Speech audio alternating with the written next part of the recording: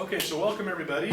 This is BA 230, which is Introduction to Business Law, and I am John Hasbrook. I'll be your instructor for the course. First, a little bit about myself, just so you know my background, where I'm coming from. I'm a practicing attorney. That's what I do in the real world. My law office is here in Monmouth. I'm a sole practitioner at my own practice. And I primarily practice nowadays. I've kind of limited what I do. But nowadays I pretty much practice in the area of small business setup. So I help people set up small businesses, family-run businesses, LLCs, S corporations, do a lot of contract law, a lot of estate planning, wills and trusts, and then after people die, I help administer their estates. We go through what's called the probate process, some tax law, things like that. So business type law is what I do on a daily basis in my law practice. Well, I used to did other things, but like I say, as I get older, I limit what I do. So a little bit about my background. I'm from Salem originally. I went to Sprague over in Salem, and then after there I went to Linfield until I got hurt in football, and then I went to Willamette. That's where I got my law degree. While I was at Willamette, I worked for the Justice Department in Salem, Department of Justice, the Attorney General's office, in the Criminal Justice and Trial Division, so focusing on criminal law, trial work. After I did that, I graduated law school, passed the bar exam. I went to work in downtown Portland for the Multnomah County District Attorney's Office, so I was a prosecutor in downtown Portland. Did that for a number of years, and then I switched gears and I moved over to the private sector, and I was in-house corporate counsel for a large commercial semi-truck company out of the Salem area. They had 800 semi-trucks more or less, and that would go all over the country, and my job was when we got sued because one of our trucks got into a wreck or they ran into a bridge or cargo got damaged or there was a union issue or a fuel spill or regulatory or tax issues, I dealt with it. Did that for a while, and then I moved over here to Monmouth, and I took over law practice. The lawyer had been here since the 60s. That was in 97, and then I've had my own practice ever since. So over the course of the years, I've done everything from divorce work to criminal law to contract law, just all kinds of stuff. But primarily, like I say, I limit myself now. Now the reason I tell you that is a couple reasons. Number one, I want you to know where I'm coming from.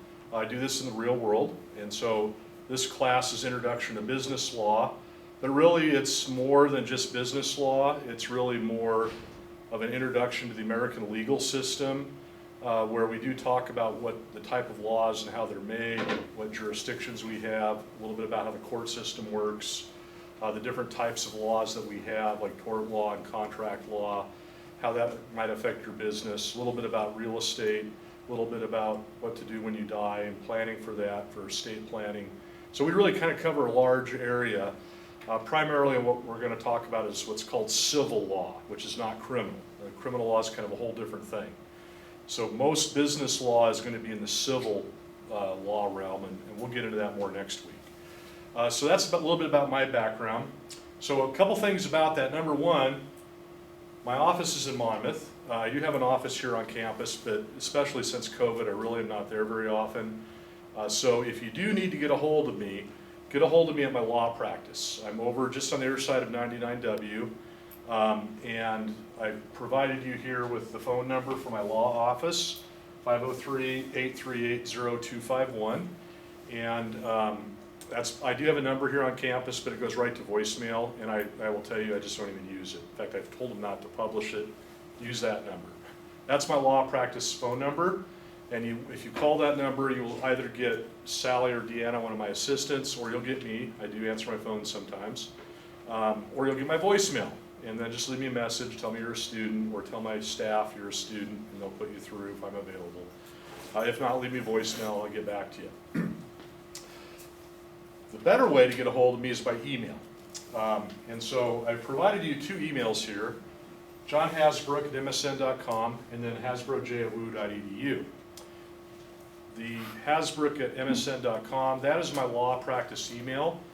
That's what goes to my desk at my law office. That's what goes to my iPhone and my laptop and my iPad and my Microsoft Surface and all the different things we have nowadays. And I check that all the time. I mean, sometimes 2 in the morning. I won't respond to you at 2 in the morning, I promise, but you get the idea. My Western email I also check, but not nearly as frequently because it's a little bit harder for me to log on. So if you send me an email, what I prefer is you email me at both addresses. And make sure you put something in the subject line like, you know, BA 230 class or business law class or something. That way it'll hopefully get past my spam filter. I have that set really high. I get about 300 emails a day between my law practice and all the listservs I'm on. I teach here, I teach at Oregon State as well. And so I get a lot of emails, and a lot of them are just junk, like, you know, what do you want to buy today kind of thing. So hopefully those kind of emails go in my junk box and your emails don't. But if you haven't heard from me in a day or so, maybe you went in my junk box. So give me a call, shoot me another email, that kind of thing. On Canvas, there is a function, which I'll show you in a minute when we get to Canvas page. It's like an email function that's built into Canvas. Some of you probably use that. It works, but I will tell you it's not my preferred way to communicate. And the reason why is I can only respond to the emails you send me directly in Canvas by logging on to Canvas. Where if you send it to one of these two, I can respond from my iPhone. And it's really kind of a hassle, and I don't see them all the time because they don't show up unless I'm logged on to Canvas. So if you have questions about the class or whatever, the preferred way is just to send me an email through traditional email rather than the Canvas method. I don't know if other professors have told you that about Canvas, but it's kind of a headache, especially on the weekends when, you know, I'm not logged on all the time looking at my Canvas page and all of that. So I prefer you just email me directly, and that way I can respond to you directly by hitting reply. And it just works out a lot easier for both of us. And vice versa, that way when you respond back to me, you don't have to log on to Canvas. Okay, so like I say, my office is just down the road here. If you need to do an office meeting or whatever, we have some options on that. Since COVID and everything, you know, I've pretty much been doing all office visitations by Zoom, and that's still fine. We can do a Zoom meeting, or if you want to meet face-to-face, we can schedule something over at West House, where my office is, but I don't have set office hours right now. I pretty much do everything by appointment, or by telephone, or by Zoom, or by email. So, or just see me after class, you know, whatever. Whatever you want to talk about, rather than, you know, if you go over to my office, you won't find me. And I mean, very rarely am I there. So, again, that's enough about me. But like I say, I am a practicing lawyer. The other reason I tell you that is I'll be giving you examples in class about cases I've worked on. Sometimes I talk a lot about semi-truck law because I was a commercial truck attorney for quite a number of years. And then, you know, other cases I've worked on over the years. So that's why I get some of these stories. They're not really stories, they're true, but that I'll tell you in class. This is more of a practical class from my standpoint. Again, I want you to learn some real world stuff about the law, about how things work in the real world when it comes to legal issues. We don't cover the whole gamut of law, you know, pretty much kind of limited to really what I see in the real world that is focused on more of a business environment. You know, we're not going to get into a lot of constitutional law issues and things like that. That's a different class. But just sort of a survey of the American legal system. Okay, so let's switch gears and we'll talk about textbooks. So, first of all, we have this book. This is our formal textbook, Business Law for the New Century, 7th edition, Beatty and Samuelson et al. And I've got 2 SBIN numbers up here. There's actually a third one, and I don't know why they do this to us, but the textbook that's in the library, the bookstore, is a loose leaf version of this. And it's far cheaper than buying the hard version's like $300 or some crazy amount. So what I recommend you do is we have a loose leaf edition in the textbook or the bookstore, and when you buy that, and I know it's like $100, and I'm sorry for the expense, but along with that comes Mindtap right here. Mindtap is an assignment online assignment package that is on the publisher's website that I went in, and that's where I have all my homework for you guys. And so when you buy the loose leaf textbook at the bookstore, on the back side of it, it's like covered in cellophane.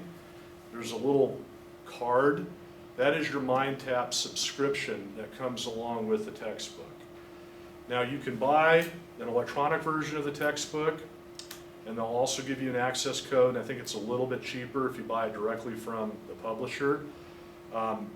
What I've found so far is it's easier to buy it at the bookstore. It might save you $10 to buy it online, but then you don't have the hard copy. The way that I use the textbook is twofold. Number one, you're going to be doing a lot of homework stuff on Mindtap, which I'll show you in a minute, and you'll need the textbook for that. The textbook is also available when you go onto the Mindtap webpage in an electronic format on Mindtap. So it's the very same book, only electronic. So you can read it online as well. And then that's where you'll be doing your assignments. Like I said, I'll get to that in a minute. You don't need to bring your textbook to live formal class. I'm not going to be doing any assignments in class or like turn to page 14 and let's read together kind of thing. So you don't need to bring this big nasty book to class. The other book is this one. And this is a compilation of my overhead that I use in class. And this is available also at the bookstore. I also have this in a PDF format on our Canvas page. If you want to download it for free, you can. I do recommend that you get a hard copy of this because it's easier to take notes, and this is what you want to bring to class every week. And then also when we do the midterm and the final exam, I have part of that is fill in the blank questions, and those fill in the blank questions come out of this book, and I will go through them in class each week, which ones are likely to be on the test. So I think this is about $10 or something at the bookstore, something like that. And I was over there the other day and they had quite a few copies, so I do recommend you buy this one. But if you don't want to buy it, that's up to you. It is for free on our Canvas page as well in a PDF format, and you can have that on your laptop or whatever is fine. I'll leave that up to you guys how you want to do that. But this one is what you do want to bring to class, either electronically or the hard copy book here. There are, if you have friends that have been in my class previously and they have this, I haven't changed it a whole lot from previous terms. So if you can find a copy from one of your friends or something, that should be fine too. The only difference might be some of the pages, or the page numbers are slightly different, but the content's more or less the same. So if I have one of your friends have an old one, I changed it pre-COVID. No, I changed it during COVID. So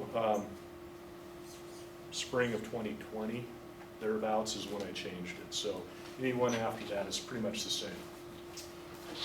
Okay, so let's talk about how I do grading and assignments and all that stuff. So this is our syllabus, which I have on our Canvas page. I don't hand out hard copies anymore ever since COVID. And then also, so I don't have to make a bunch of photocopies, but I do have this posted on our Canvas page. Okay. So here is how I do grading. We're going to have a midterm exam and a final exam, and then on Mindtap we have a number of assignments. So the midterm exam will be worth 200 points. The final is worth 200 points, and then the assignments on Mindtap are worth 400 points. And I have a little asterisk on that, which I'll get to in a moment. So the midterm and the final are going to be online. We're not going to do any live tests in this class. All of your exams and assignments and homework are all online. And I do that for a couple reasons. Number one, I had to start doing that because of COVID. But part two is if we have to switch over to remote teaching, hopefully not, then it's all online already. And that just seems to work out the best. Plus, I think you guys like it better that way anyway, right? You don't want to sit here and do a test. So the midterm and the final, the due dates are Wednesday of finals week. And that's for both the midterm and the final. From COVID, and then also I've been teaching online for a number of years, what I've found works best is, rather than me having a set date for things, I'll let you guys work on your own schedules. It just seems to work for everybody better that way. I do recommend you take the midterm in about the second part of the course, just so you don't get bogged down during finals week. But you don't have to. You can take it whenever you want. The midterm and the final are multiple choice, true, false, and fill in the blank questions. And the true, false, and multiple choice are all on our Canvas page. And the fill in the blank questions are also there, but I have to hand grade those. So when you take the midterm and the final, it's going to show you a grade, and I just want to give you a heads up so you don't freak out. The grade that shows up instantly when you're done does not include the fill in the blank questions, because I haven't graded them yet. Usually takes me a few days to grade them. So you're going to freak out because you only get like 50%. But that's only half your grade. The other half are the fill in the blank questions that I have to grade. So don't freak out when your grade's really bad at first, okay? Because the fill in the blank questions are worth half the score. So just to give you a heads up, I've run into that a few times, and students send me panic emails. I'm like, no, it's okay. I haven't graded it yet, so anyway, just heads up on that. So the midterm and the final are both, again on Canvas and fully online, and you have until Wednesday of finals week, which I think is the 16th of March, if I remember, something like that. So Mindtap is a separate website, which I'll show you in a moment. And on Mindtap, there are a number of assignments and activities and readings and like little practice quizzes. And just, there's a whole bunch of different things. Some of them take you 10 seconds, some of them may take you half an hour. Essentially the way I've got this set up is there are a total of 500 points available on Mindtap. It's basically 100 little tiny activities. But I only count on your grade curve 400 of those points, which means that you have the opportunity to earn 100 points of extra credit if you do all the Mindtap stuff. And so you can kind of gauge where you're at in the class, and if you need to do a few more of the activities on Mindtap, that will help bolster your score. So basically there's 100 points of extra credit built into Mindtap. So total score is 800, and I give you 100 extra points. That's basically a grade level and a third. So that way, if you don't do very well in the midterm or the final, you can help bring your grade up by doing more Mindtap. But if you did great on the midterm and the final, you don't have to do all the Mindtap activities. You can do enough to where you basically guarantee yourself a good grade. So that'll be a little bit confusing. And again, I'm trying to figure out how this works in Canvas.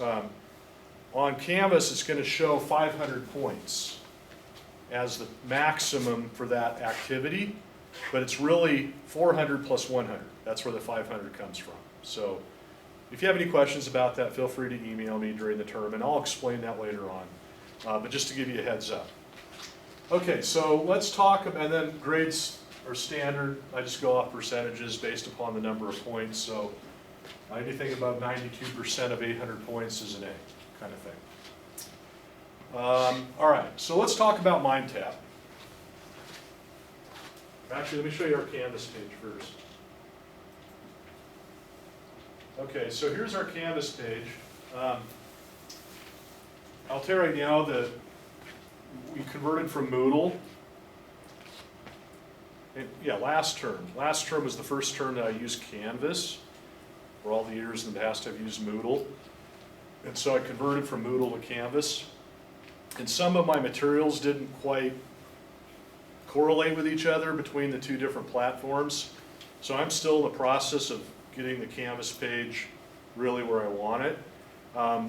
So you're going to see things maybe that I add during the course term. So just to kind of get, right now it's real basic. So I have our syllabus, which is what I just showed you online. This is in a RTF format, which you should be able to open in a Word, as a Word document. If it doesn't open for you, please shoot me an email and I can send it to you in a PDF or other format. I have our course packet on here, and that is the blue packet right here in a PDF format as well. And then this is a link for the Mindtap, and I'll come back to that in just a moment. And then this is the midterm exam, and again it's due March 16th. And the final exam, which is also due March 16th. However, I recommend you do the midterm a few weeks before the end of the term. That way you see where your points are and you know how much Mindtap you need to do. I also have some videos that I've posted on here from last term, which is essentially the same content of the material that we're going to talk about in this class this term.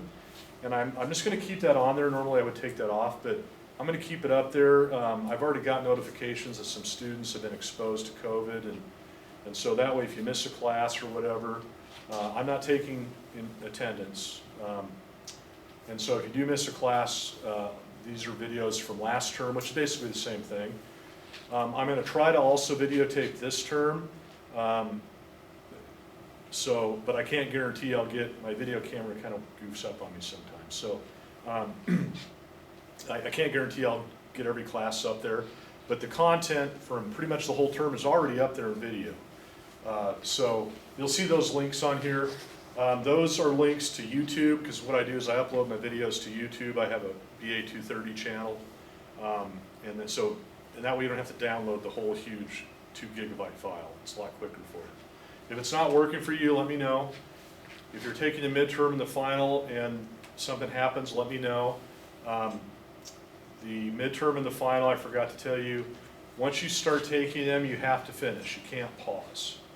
I have not put a time limit on how long it takes either one.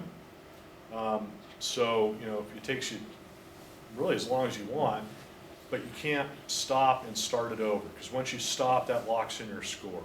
So just be aware of that, and that way, you don't get a bad score. If your internet goes down or something, it gives me a little warning, and I can reset, but I have to reset the whole test.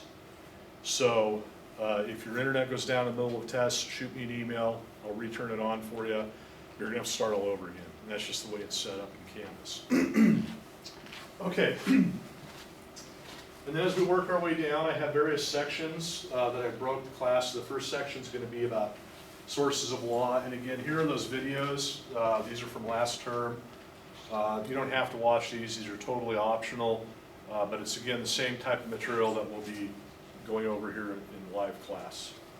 And then if we do have to go remote, hope not, that's what I'll end up doing if we have to convert to remote. So far, I don't think we're going to have to, but you never know. So you can see here I've got the different section topics that we're going to go over during the course of the term. Okay, so let's talk about Mindtap. So here on our Canvas page, I've got this Mindtap link. So again, the Mindtap program is an online assignment, homework kind of program. And this is the course key right here that you'll have to enter. This is the link to go there. And so when you enter the course, you're going to have to put that course key in, and that way it will admit you as a student. If you're having a problem getting Mindtap figured out, getting logged on or whatever, where is that phone number?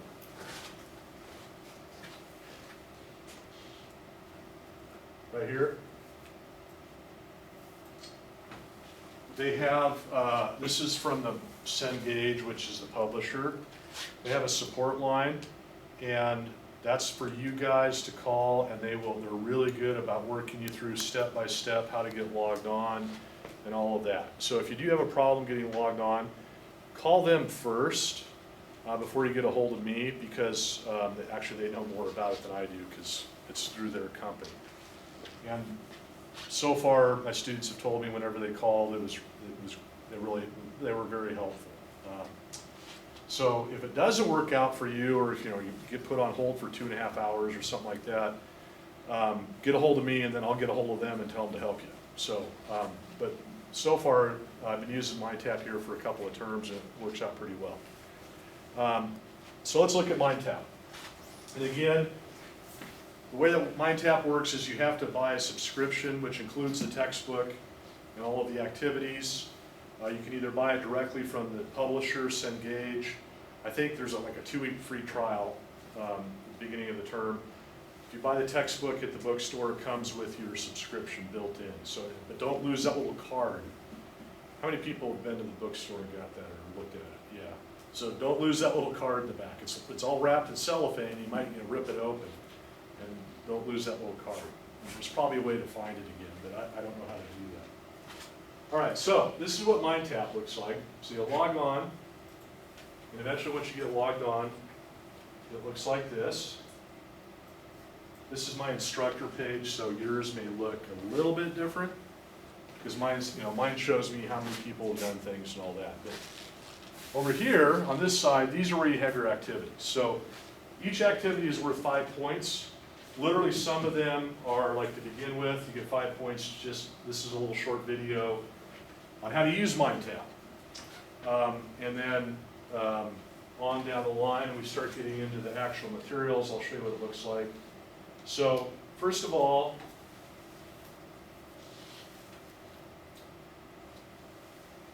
they have the whole textbook electronically on the Mindtap page. So as you're going through and doing your assignments, you can read it online, or you can have your textbook in front of you, but it's all online there as well. So you'll have kind of 2 places. So the first, what did I do? So they have the whole textbook, which I'm not going to go through, but let me show you like what the activities look like. So here's an activity right here.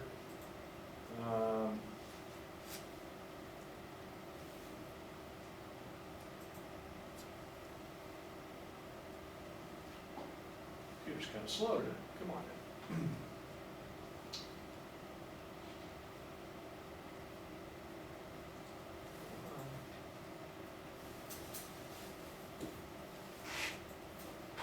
Let's try a different activity.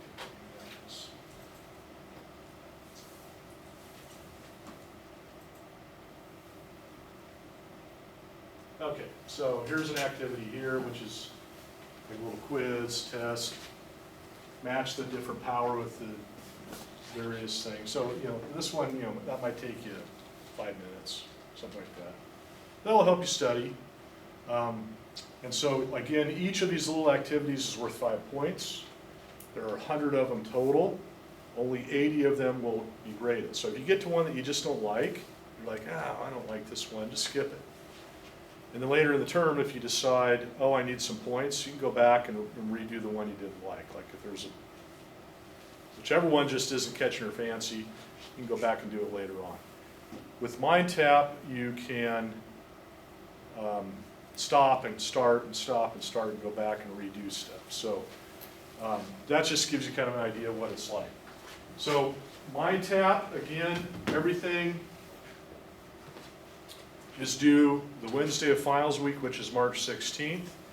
And the way that it works between Mindtap and Canvas, Mindtap is going to show you the number of points that you have earned by doing the assignments, with a maximum of 500, of course. And what I do then when I'm grading at the end of the term, I log on to my instructor page on Mindtap, and I'll pull up your total score off Mindtap, and then I type it into Canvas. They don't really talk to each other. So when you go on your Canvas page, it's going to show a blank until the end of the term.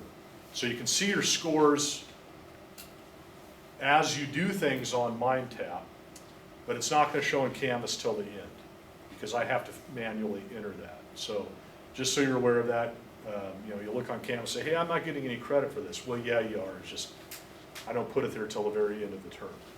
So as you work your way through Mindtap, it's going to tell you, how many points you've earned, and then you can kind of judge how well you do on your final and midterm, and how much Mindtap you want to do. Okay, so There are, like I say, there's a whole bunch of these. I guess the one thing I would say about Mindtap is don't wait until the end of the term to start. It does take time. I don't know what the cumulative time to do everything turns out to be, but it's not something you're going to want to do the day before, because it does take time. There are 100 activities on there. It's not something. It's better if you just kind of chip away at it a little bit each week. That way you won't get overwhelmed. And then also that way, part two is if you have a hard time logging on, you got plenty of time. So you're not at the last minute. I had a student last term that waited till like the 2 days before the final was due to start Mindtap. They got a lot of it done, but it was just too much. It's too much to do if you blow it off. So, okay, any questions so far?